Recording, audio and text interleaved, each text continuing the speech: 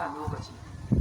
Lalle godiya da tabbata da Allah subhanahu wataala, muna gode mashi kuma muna neman taimakon shi kuma muna neman agaje shi kuma muna tuba zuwa gare shi kuma muna neman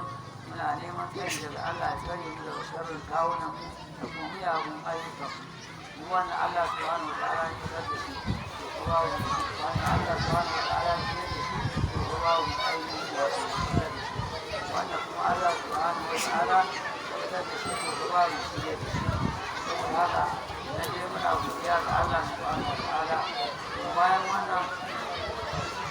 Allah wani wajen gaskiya ce ba a wasu Allah da yawa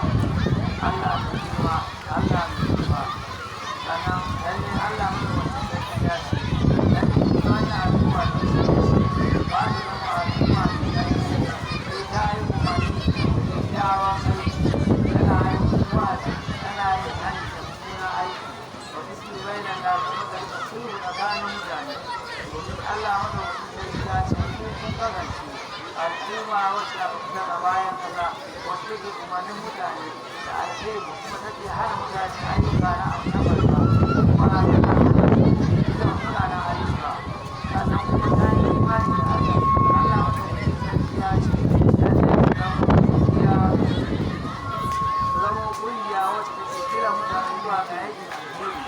sannan kuma tana umarnin su da ayyuka na alheri kuma tana hana su da umarni waɗannan kyawawan mutane bayan Allah ya kuma Allah don mu'adilai da kuma kyautatawa tsakanin mutane domin Allah madaukakin sarki ya ce lalle ya umarce ku da ku zama masu adalci a tsakani sannan kuma masu kyautatawa kamar yadda Allah subhanahu wa ta'ala ya faɗa a cikin Alƙur'ani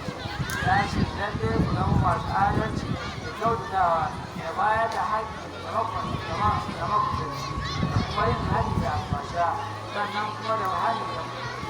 da mummunan aiki sannan kuma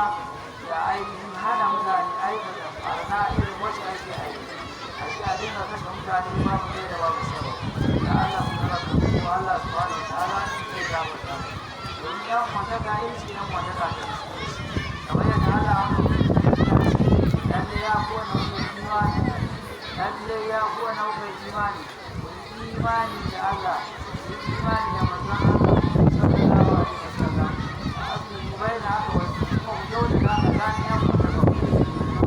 Allah da Allah kuma Allah ya ku bayan Allah ya wa kalbi ya ku na da bai na rubu ne tsakanin mutane guda biyu bai na umaru adalci a tsakanin yi shiru tsakanin domin kun ji Allah wanda wasu sarki ya ce kungiyoyi guda biyu suna wada da juna to wani wanda ake yaki da wanda yake yaƙa to a haɗa ya shiru a tsakanin idan kuma idan ainihin bayan an shiru wani kuma ya koma ya bangare shi bai gaba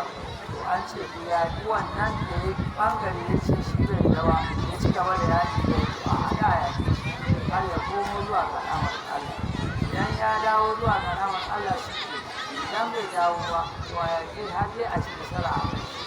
domin annabi sallallahu alaihi wasallam ya bayyana mana alaihi salatu wassalam cewa lalle ɗan wanda ta yi ɗan wanda ta da musulunci al-bayyana al-iman wanda aka bayyana al-iman da kyautatawa annabi sallallahu alaihi wasallam ya ce dan uwan bai zalunta sa baya taɓa da shi bai ganin da shi bai wulaƙantar da shi wurin Allah shi ne ana annabi sai ya nuni zuwa ga shi salatu mazatin hasu inna Allah ya amuru bi adalci wal ihsan lalle Allah ya umarce ku da ku yi adalci da kyautatawa wal ihsan da kyautatawa da rabu da ربنا ربنا غفر لنا ولإخواننا الذين سبقونا بالإيمان ولا تجعل في قلوبنا غلا للذين آمنوا ربنا إنك رؤوف ربنا آتنا في الدنيا حسنة وفي الآخرة حسنة وقنا عذاب النار ربنا هب لنا من أزواجنا